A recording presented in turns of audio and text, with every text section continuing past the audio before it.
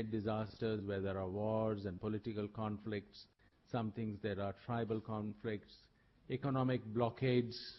An example are the countries in Africa and in our own region where there are economic blockades, and those lead to also disasters and loss of employment opportunities. So with displacement occurring due to these, the displacement also then brings changes in sexual behaviors.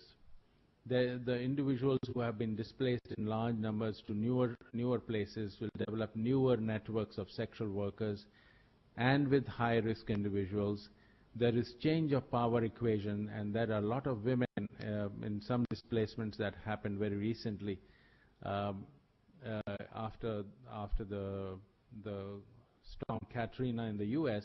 You found that very young women who got displaced went out onto the streets, and being unemployed, they were more vulnerable to sexual exploitation.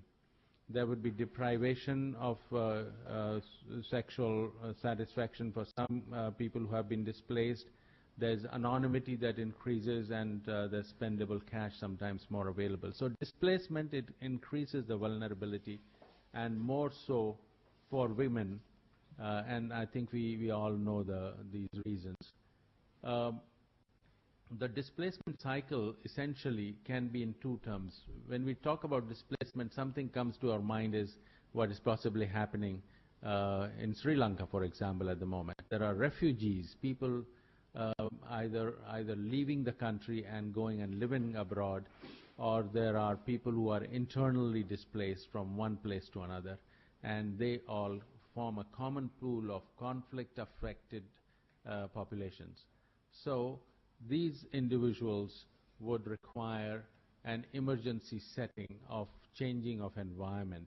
Now, if you were talking about condoms, talking about STI treatment in a conflict situation or a large, massive displacement after tsunami, it really would be very difficult, because it's not only a health sector concern, it becomes a multi-sectoral concern. It directly is related to basic human needs of home and employment and food, and then comes the issues about public health with sexual diseases. So we then probably talk about, let's have a focus on multi-sectoral response even in emergency situations. I'm coming to almost the end of this presentation, just to make sure that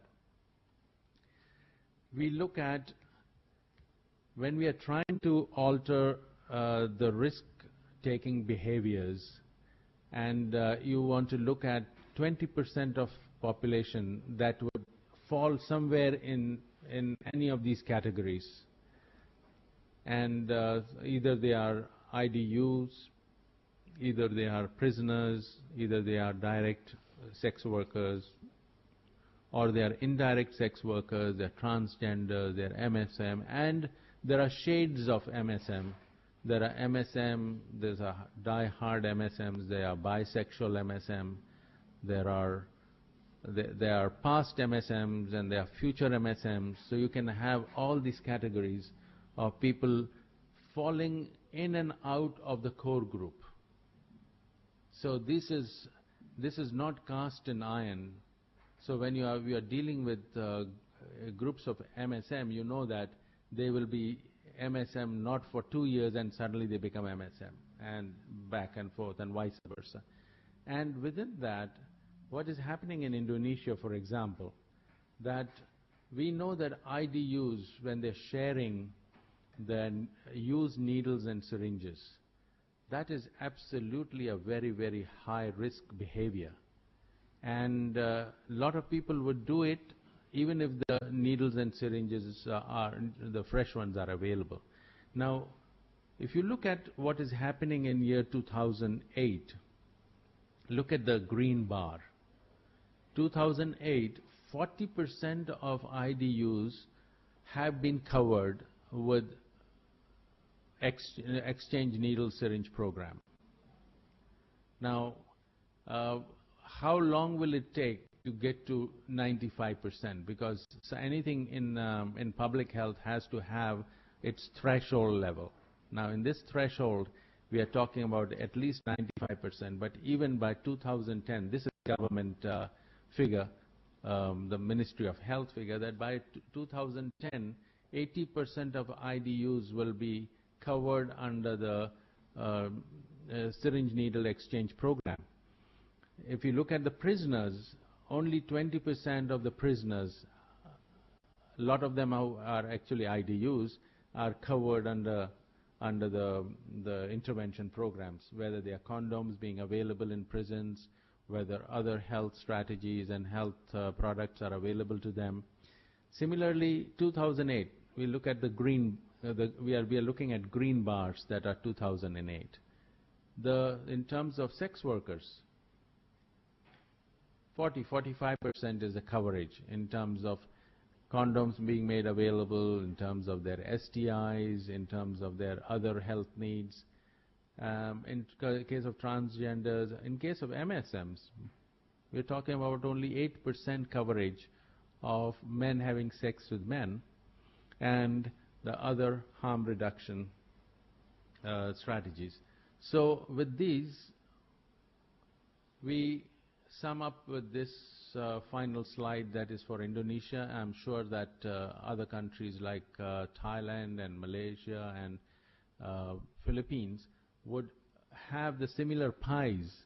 Only thing is the variation in terms of percentages. So when we look at Indonesian epidemic of HIV, almost 50% is driven by the IDUs. And we're talking still 40% coverage and intervention. So that entire environment of risk-taking behavior has not changed much. And the second large group is the clients of sex workers, 15% heterosexual, and then there are groups of MSM, and general population is 14%. So there is a lot of IDU transmission. At the same time, there is a lot of sexual transmission of the virus in Indonesia. So I think I've gone through this entire process of trying to rationalize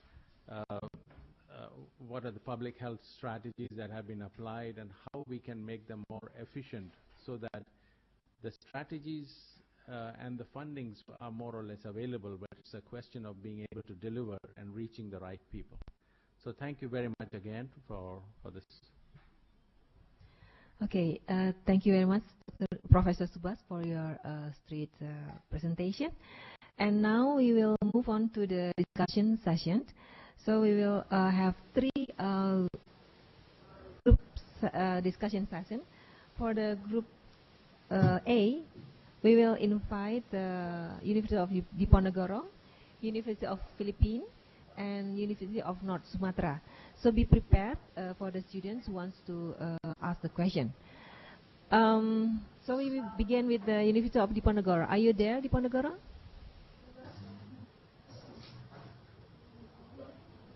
Ms. Lintang, are you there? Do you have a question?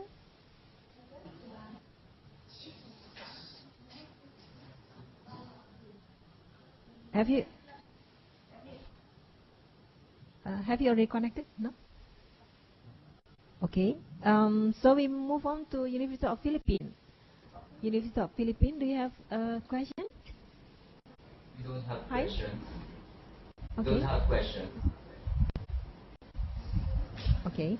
So we move on to University of North Sumatra. Usu. Hello, Usu.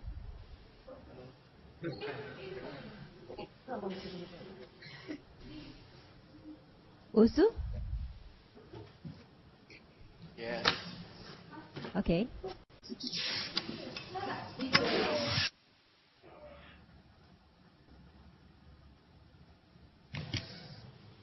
Hello?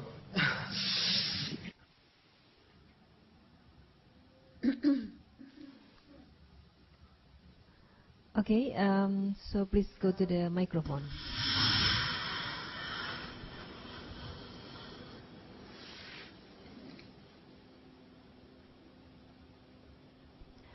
Usu, do you have question? Ini mati masalahnya. Coba. Yes. Hello. Halo. Yeah, we can hear you.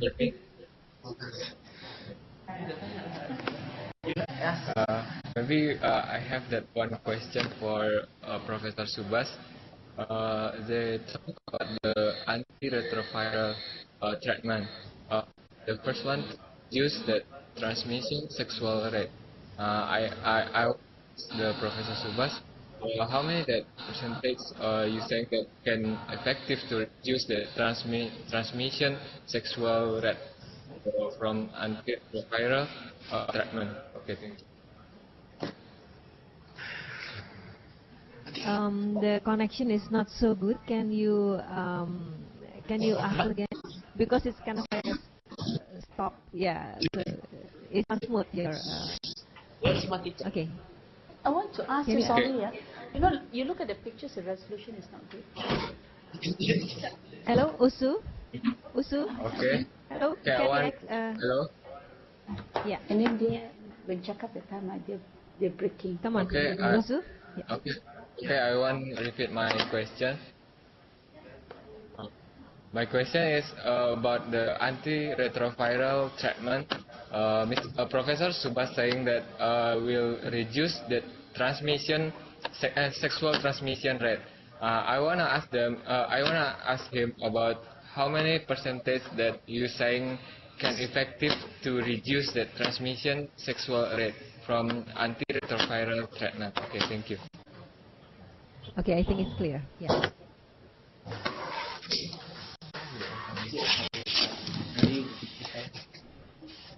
It's a very good question. There are two ways to answer it. One is, you're probably asking what amount of coverage on antiretroviral should we have so that it reduces the occurrence of new infections in the community overall.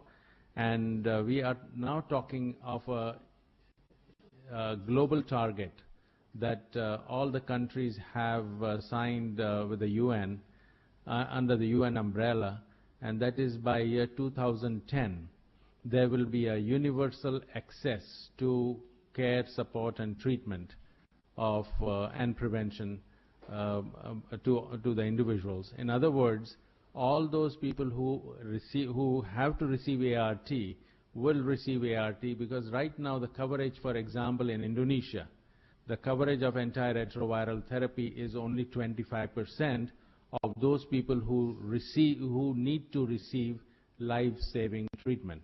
Now that has to increase by the target year of 2010, and that is next year, to 100%. Universal access is the motto, universal access of prevention, care, treatment, strategies and products available to all the populations across the globe. That is one way. The second side is probably on an individual basis, somebody who's receiving antiretroviral therapy, and what will be the probability of that person now infecting a person if he has an unprotected sexual intercourse, if he or she has unprotected sexual intercourse. And it has been worked out that the transmission probability reduces by 50 times. So last time we discussed the man-to-woman transmission probabilities and woman-to-man transmission probabilities, and this will further reduce by 50 times. So it will be a risk of transmission, but not very high risk of transmission. Okay, thank you. And let's move on to Group B. So I will call University of Hasanuddin, Gajah Mada, and Udayana. So be prepared for all of you. So the first I will call University of Hasanuddin. Do you have question? Yes. I have a question. The first, can you talk about any different about effectiveness intervention program to reduce sexual transmission in Africa region, US and Asian region like Indonesia?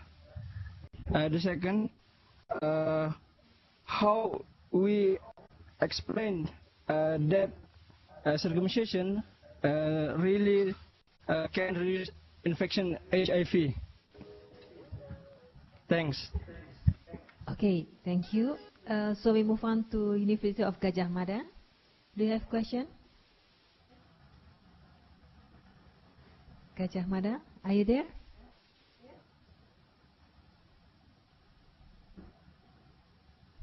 Gajah Mada?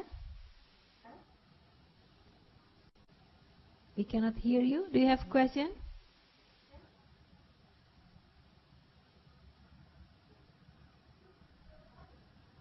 No? Or you cannot? Or is there any technical problem?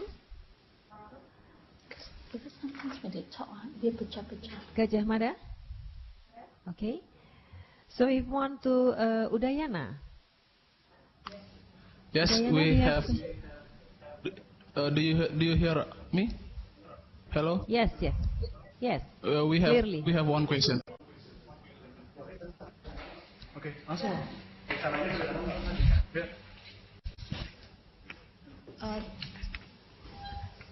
Thank you.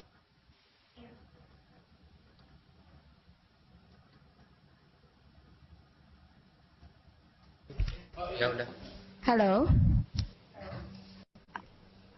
I'd like to ask Professor Subas regarding the last figure. Is it clear enough? Regarding the last figure, the population of HIV transmission in Indonesia. In this figure, IDUs comprises the largest percentage of all. Does it mean that they are the most vulnerable group to transmit or get infection, or just because the overall population of IDUs are bigger than female sex workers or clients of the sex workers? Thank you very much. Okay, Prof. Subas. So the first about the effectiveness of the sexual prevention, yeah, and then the second one, circumcision. Yeah, I think in terms of effectiveness of strategies to reduce sexual transmission, they work, and it has been shown that the estimates that were done, say for example for the global epidemic or the pandemic as we would call it, the estimates that were done 10 years ago are now being seen as excessive. A lot of countries now are recalibrating the size of their epidemic because the sexual prevention strategies or sexual intervention strategies have worked, and they are working. And I showed you one slide on Cambodia last time, which showed that even in sex workers, the sexual transmission being intervened by 100% condom use at every sexual intercourse has shown that the community prevalence of HIV has reduced from 3.6% to almost less than 1%. So yes, we have success stories, we have absolute evidence that the sexual transmission can be intervened, but it requires a very, very sound strategy and absolute good implementation and delivery of these services. The second question is about circumcision. And if you look at immense amount of evidence that has now been accumulated, not only from this region but even from Africa. There's a belt in Africa which is above the Sahara Desert, and you find that while the sub-Saharan countries which are having less level of circumcision because those are less, they are different religious groups, and then you have the northern Sahara countries where there are Muslim predominant communities, and circumcision is very, very common as a part of the religious practice, the size of the epidemic is 10 to 20 times smaller. And when this was being epidemiologically mapped, there were people who were looking at what else could have been the reason for a smaller epidemic in northern Africa as compared to southern part of Africa. And now when you have more and more evidence building from the Asian and the Pacific countries, it is reconfirmed that the consistent factor that seems to be is circumcision as protective in terms of transmission of sexual diseases, including HIV. And it has a biological explanation now, and also the biological explanation has been put to clinical trials. So I think there is no doubt in scientific minds that circumcision helps in preventing the sexual transmitted infections as well as HIV. The question is whether we want to use this circumcision as a therapeutic intervention to tell people that yes, once you circumcise, you will reduce your chance of transmitting or receiving HIV. But is that one of the mechanisms that we would apply along with major thrust on behavior change? Because sexual behavior change will also bring other high-risk behavior changes in individuals. The violence in individuals, the gambling in individuals, the smoking in individuals, and all that you can talk about use of substances. So it is a mixed bag, and yes, circumcision can be used and should be used. WHO does recommend as one of the strategies for intervening the HIV transmission in the world. The Gajamada group asked about IDU population, and you want to figure out whether 50% transmission at the moment is related to larger number of people in Indonesia who are IDUs. Now this is 50% or is a proportion of the infected population, and one would say that yes, possibly there is more transmission occurring in IDUs as compared to heterosexual transmission. Then it is fine. But you cannot say that there are too many people in Indonesia who are IDUs and that's why you have 50% of the infected people are IDUs. I think you have to apply this a little more carefully. And the interpretation of this will be that of the infected people, 50% are IDUs. But it has nothing to do with the overall universe of IDUs. Yeah? Okay, thank you. So we move on to the last groups. So we'll invite Kuala Lumpur, Bangkok, UI Salemba, and UI Depok. So the first is Kuala Lumpur. Yeah, Dr. good Lau. morning. Yes, good morning, Professor Subhash. I would like to know, in your slide, there was one slide whereby you mentioned that intensive treatment of sexually transmitted infection was not helpful, in particular Uganda, whereas it was okay for the other countries. Why was it so? What factors that caused Uganda to that sort of a pattern? And I want to know what does the short form VCT mean? Thank you. Okay, thank you. Bangkok? Is somebody in Bangkok who wants to ask question? No? There is no question from Soyasia Bangkok. Okay, you have Bangkok? You have question?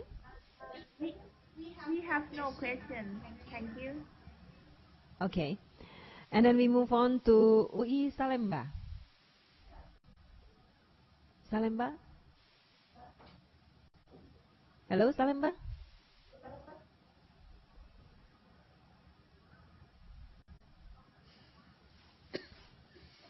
Hello? I think we have no question this time. Thank you. Okay, thank you. And then UI Depok.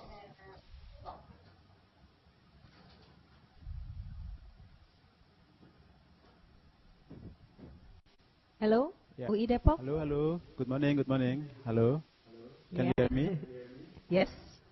Okay. Thank you very much. We have maybe 2 or 3 questions. The first,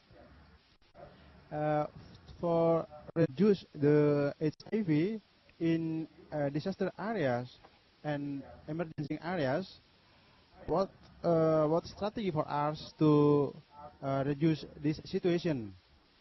It means if we have disaster, it means earthquake or tsunami, and then in Africa, Prof here said that they have a good center for VCT. Are they a public health or a nurse or a doctor or social worker? And then the third question from my friend. Thank you. First question is about the slide from Ministry of Health.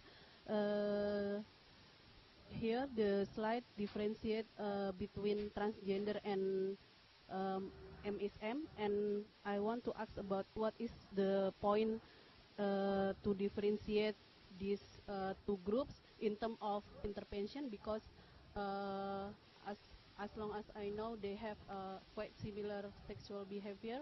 And then the second question is about female to female sex contact, because before the lecture before mentioned that vaginal secretion is one of the source of HIV virus, and then why female to female sex contact is not mentioned as like high risk or something, and is it because of lack of research in this area, or because of the low risk of female to female contact, sex contact? Thank you. Okay, thank you, Prof. Subhash. We'll go to the question raised by Kuala Lumpur, and talked about what is the full form of VCT. VCT is Voluntary Counseling and Testing Services. It is a concept where an individual volunteers, considering that an individual wants to know his or her HIV status. So it is more of voluntary and goes to a specialized setting where counseling is first provided to an individual, for an individual to understand what the HIV test would mean to him and her if he or she turns out to be positive, and what is the kind of consequences of either of the sides of the results, so that an individual is prepared ahead of time before the blood is drawn for testing and also tested for HIV. So it is known as VCT, and that is the first milestone, for, you want to say, the cornerstone, or you want to say the important stone of intervening and changing the risk environment for this infectious disease. Yes, the second one is about mass treatment. Yes, this is the question that while we are talking about the clinical trials that showed that in areas where there is high HIV transmission and there is a lot of STI, you want to go and intervene and then give them treatment for their syndromes, and then go back and treat them again after 3 months, and maybe again after 3 months. So there are 3 levels of syndromic treatment for those who are found to have some disease. And when you find this type of the success that you have reduced the HIV transmission from the control group from 4.5% incidence to